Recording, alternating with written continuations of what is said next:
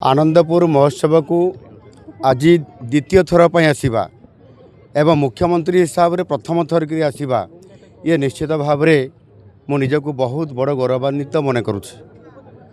आनंदपुर पाठ पढ़ी आज यही पवित्र माटीर संस्पर्श रे आसी ज्ञान आहरण कलापर राजनीति क्षेत्र में आज आज आनंदपुर आशीर्वाद रे आज मु मुख्य सेवक हिसाब से गोटे स्वतंत्रता आज प्राप्त हो।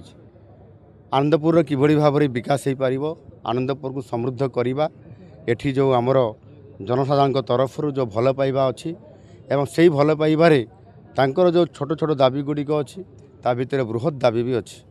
एठी आग्रो इंडस्ट्रीज प्रतिष्ठा करवा, टेक्सटाइल आपारेल यही भली शिल्प प्रतिष्ठा करने दाबी जहाँ मु तांको कथा को सहमति करिछि।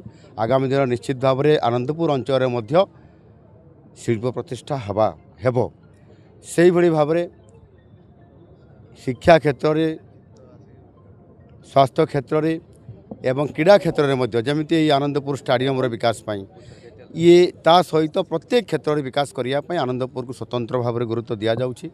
आगामी दिन में निश्चित भाव में आनंदपुर को समृद्ध हे। आनंदपुर रेल पाई मध्य जो दाबी होउछि ए बाबद रे आनंदपुरवासी तरफ जो माने मो पाखरे मध्य दाबी रखिथिले मु रेल मंत्री सहित आलोचना करिछि एवं दुई प्रकार प्रस्ताव से आसी एवं ताहा विचाराधीन अच्छी।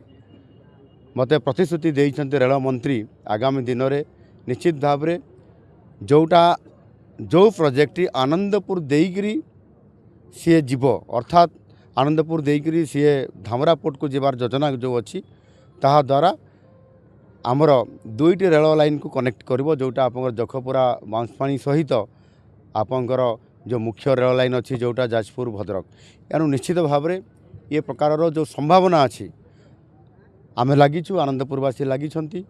मु भावुछि निश्चित भाव में यार सफलता हमको मिल पारिबो। से कथा को विचार को मो पाखक आसी नहीं।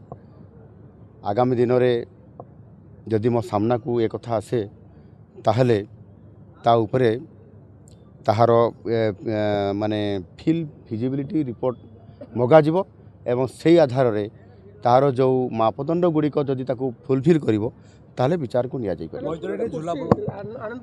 झोला पुल कथा जो कहिले झोला पुल बाबद रे मध्य डिपार्टमेंट को कही आज भी से दाबी दोहरई झोला पोल डीपीआर आसला पर निश्चित भाव करा 47 वर्षर ट्रस्टेड ब्रांड राज इलेक्ट्रॉनिक्स ए वर्ष एसी और रेफ्रिजरेटर सबुठारु कम रेट रे केवल राज इलेक्ट्रॉनिक्स रे।